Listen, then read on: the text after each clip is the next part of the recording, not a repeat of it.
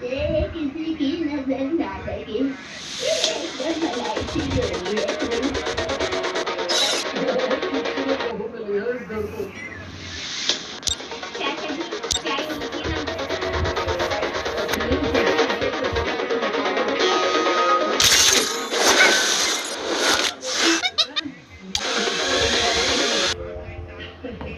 Super model चाचा जी। हाँ, वही।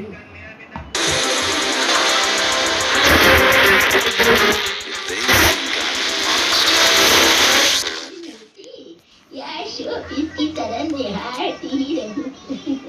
काश तुम मेरी बेटी होती। ललिता और कीर्ति घर आए मेहमानों से बात करने की कोशिश कर रहे थे, लेकिन वो दोनों तो बस प्राची बहू की तारीफों के पुल बांधने में व्यस्त थे। थैंक यू सो मच चाचा जी, चाची जी। मैंने आप दोनों के लिए रसगुल्ले बनाए हैं, अभी लाती हूँ। हाँ लाओ लाओ बिटिया। प्राची रसगुल्लों का बॉल लाती है और उन्हें खाकर मेहमान कहते हैं, ओह, वो आ गया सही। प्राची बहू, सच कहूँ तो इन रसगुल्लों की खूबसूरती भी तुम्हारी खूबसूरती के आगे एकदम फीकी है। अरे बंद कर मुझे ना, एक लपट लगाकर घर से बाहर निकल नहीं कहा। कीर्ति और ललिता को अब प्राची की खूबसूरती से काफी प्रॉब्लम होने लगती है और वो यूं ही बातों बातों में शौर्य से कह देती है, शौर्य बेटा, कि जब प्राची से ही प्यार करना था और उसे ही इस घर की बहू बनाकर लाना था क्या? कैसे बातें कर रही हो मम्मी? अब क्या मैं अपने आप से ही शादी कर लेता फिर? शौर्य भैया, जब से प्राची भाभी आई है ना, तब से हम दोनों को कोई भाव ही नहीं देता, इसलिए हम घर के बाहर भी नहीं निकलते, और अगर निकल भी गए तो सब सिर्फ प्राची भाभी को ही देखते हैं और हमें तो इग्नोर कर देते हैं। शौर्य कीर्ति और ललिता को कुछ जवाब नहीं देता। अब कीर्ति और ललिता दोनों का भी प्राची के प्रति बर्ताव बदलने लगता है और वो जानबूझकर नफरत के चलते प्राची के साथ लड़ाई झगड़ा करने लगती है। क्या मतलब नहीं हो पाएगा? तुमसे सब हो पाएगा, बस तुम्हारे नखरे हैं, इसलिए तुम्हारे काम में ना नुक्र करती रहती हो। हमें कुछ नहीं पता भाभी, आपको मसालों को सिलबट्टे पर पीसने ही पड़ेंगे, तभी ही सब्जी में टेस्ट आएगा, वरना सब्जी पूरी की पूरी फीकी ही होती है रोज। लेकिन कीर्ति माँ जी, सिलबट्टे पर पीसूंगी तो मेरे हाथों में छाले पड़ जाएंगे और मुझे एलर्जी की वजह से जलन होने लगेगी। मेरी स्किन बहुत सेंसिटिव है। अरे तेरी सेंसिटिविटी की ऐसी की तैसी करन जली, ये सारे तेरे नाटक है, क्योंकि सिलबट्टे पर मसाले पीसने से तेरी खूबसूरती पर असर होगा ना। तुझे तो लोगों का फ्री फंड का भाव ही नहीं मिलेगा। हाँ, और नहीं तो क्या, महारानी साहिबा को शौक जो करना होता है हर जगह, अपने आप को तो ये नूर जहां समझती है ना। प्राची भावुक हो जाती है और आंसुओं से भरी आंखों के साथ कहती है, आजी कीर्ति, आप लोग ये सब क्या कर रहे हैं?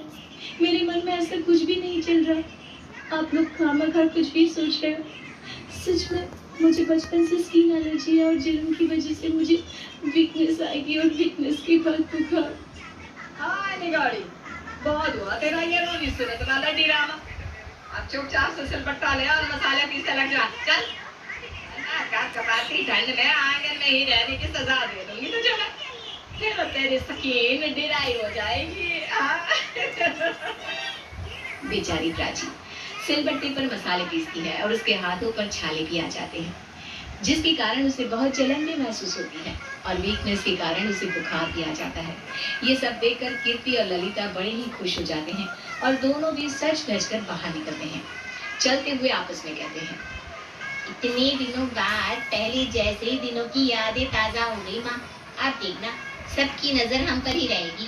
हाँ भैया, इसीलिए तो ये सुंदर सी बनारसी साड़ी पहनी है मैंने आज, ताकि मोहल्ले की सभी औरतें मुझसे जल जल कर राख हो जाए। लेकिन जब दोनों माँ बेटी मोहल्ले से गुजर रही होती हैं, तभी कोई भी उन्हें नहीं देखता। यहाँ तक कि जान पहचान वाले भी मुंह फेर लेते हैं और एक कार उन पर कीचड़ उड़ाकर चली जाती है और दोनों का मुंह कीचड़ से भर जाता है। अरे वो देखो ललिता और कीर्ति को, कितनी भयानक लग रही है दोनों की दोनों। हाँ वही तो। कीर्ति और ललिता दोनों भी गुस्से से आग बबूला हो जाते हैं और शर्म के मारे गर्दन झुकाकर घर लौट आते हैं। एक दिन जब कीर्ति को देखने के लिए राघव नाम का एक लड़का और उसकी माँ चंदा और पिता गिरीश आते हैं, तभी प्राची को देखकर चंदा और गिरीश कहते हैं, अरे ललिता जी, आपकी बहू प्राची तो इतनी सुंदर है और आपकी बेटी बिल्कुल उसका उल्टा। सच में, अगर ये प्राची आपकी बहू ना होती तो मैं तो इसे अपने बेटे के लिए ही चुन लेता। ये खूबसूरत लड़की, नजर ना लगे, एकदम हीरा है हीरा। ये सब आप क्या कर रहे हैं? मेरी बेटी भी खूबसूरत ही है। आपकी आंखें है ही बदसूरत, उन्हें क्या साफ नजर आएगा? वही ललिता, ज्यादा भौंक मत। चल राघव बेटा, तेरे लिए तो मैं राजकुमारी लाऊंगी। हमें नहीं बनाना ऐसी लड़की को अपने घर की बहू। चंदा, गिरीश और राघव वहां से चले जाते हैं और उनके जाने के बाद कीर्ति रोने लगती है। एक और रिश्ता चला गया। मैं तो आपकी नजर से प्राची हूँ। I hate you. आप तो बाबू कहने की भी लायक नहीं हो। अपनी ननद का घर बसने के पहले ही उसे उजाड़ रही हो। और नहीं तो क्या? अरे यह कोई परी बरी नहीं, चुड़ैल है चुड़ैल। ये खुशियों को खा जाती है। जब से आई है हमारा जीना दुश्वार कर रखा है। शौर्य के पापा तो चले गए अपने दोस्तों के साथ हिमाचल घूमने, तुम दोनों की शादी करा के, और यहाँ उन मुसीबतों का सामना हमें करना पड़ रहा है।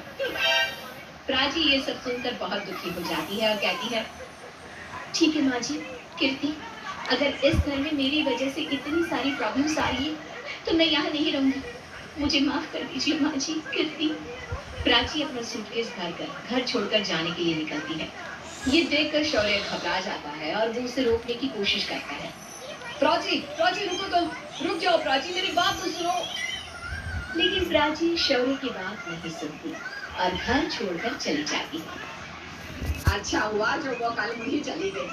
अरे जीना दुश्वार करके रख दिया था हम सबका। तो बस एक बात का गम है कि तेरा रिश्ता फिर से जुड़ते जुड़ते ही रह गया, और वो भी सब कुछ उस डायन प्राची की वजह से हुआ है।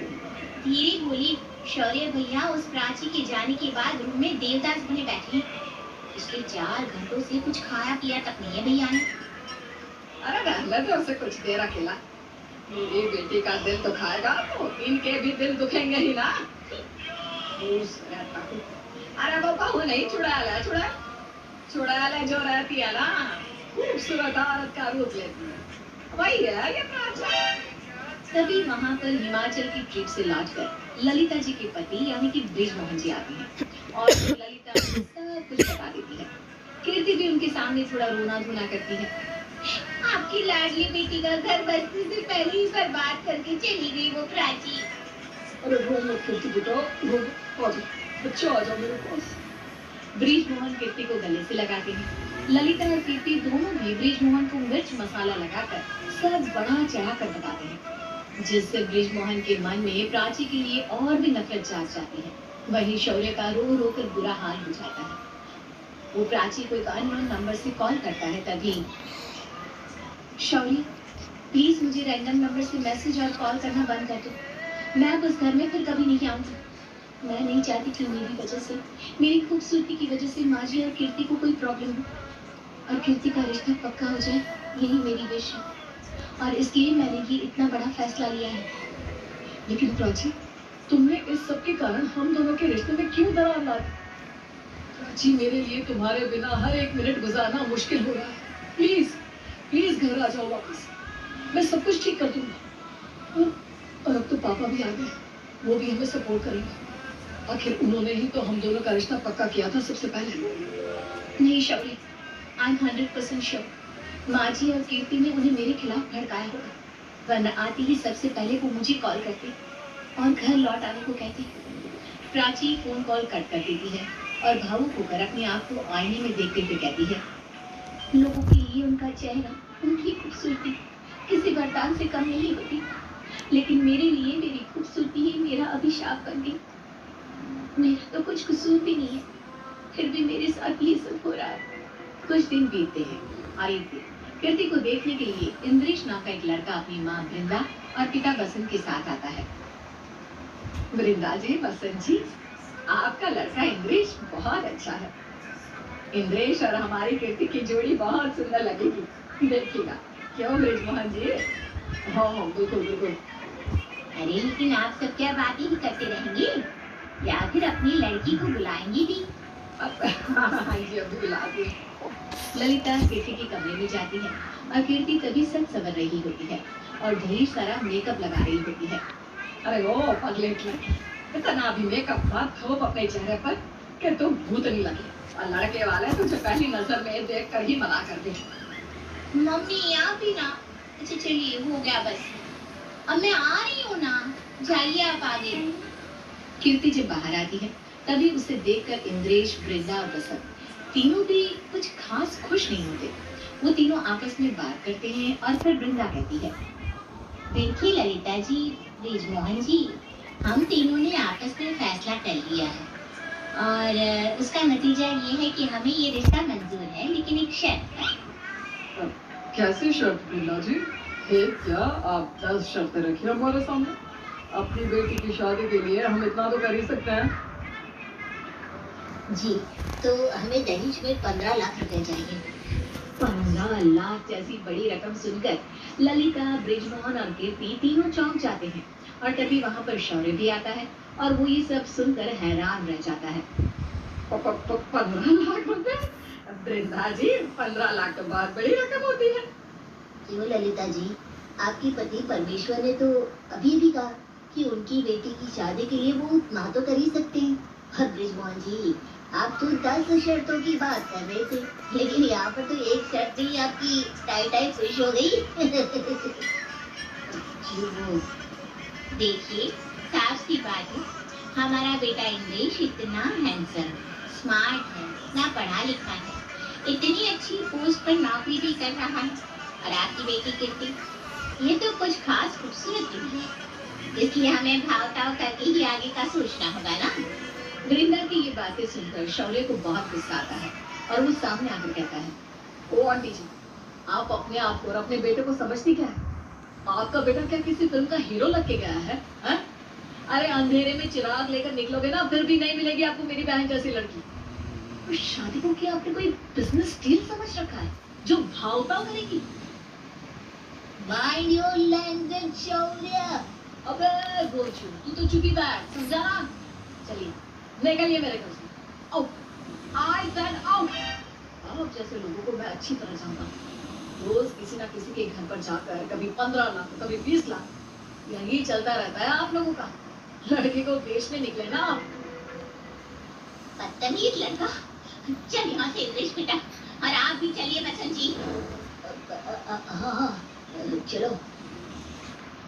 बेशर्मी की भी हद होती है अंकल जी। देखिए वृंदा आंटी, कैसे आपके पति प्लेट में से जलेबियां चुरा रहे हैं। इतनी बेइज्जती होने के बावजूद भी बसंत शर्मिंदा होकर वहां से भाग जाता है। वृंदा और इंद्रेश भी इंजन की स्पीड से रफ्तु चक्कर हो जाते हैं। फिर शौर्य अपने घर वालों से कहता है, क्यों अब आप तीनों शांत हैं? अब प्राची तो नहीं थी आज, जिसके कारण कीर्ति के रिश्ते टूटते हैं। वैसे देखा जाए तो मैं भी कौन सा हीरो था, लेकिन फिर भी आपके इस नालायक बेटे से शादी की ही ना उसने हमारे परिवार को दहेज भी दिया, तभी शायद किसी ने उसकी इज्जत नहीं की। अरे माँ, आपको तो गर्व होना चाहिए कि आपकी बहू इतनी खूबसूरत है, रूप और रंग से नहीं बल्कि अपने मन से। और तू कीर्ति, तुझे भी अपनी भाभी के लिए प्राउड फील करना चाहिए। इतनी अच्छी भाभी मिली है तुझे, वरना आजकल की भाभियां और बहुएं, वो तो बस घर का बंटवारा करने के पीछे ही तुली रहती है। शौर्य की कड़वी बातें सुनकर ललिता और कीर्ति को बहुत शर्मिंदगी महसूस होती है और वो दोनों अपनी गर्दन शर्म से नीचे झुका लेती है और फिर दोनों भी प्राची के मायके जाकर, मेरी खूबसूरत बहू, चल अपने ससुराल वापस चल, मुझे माफ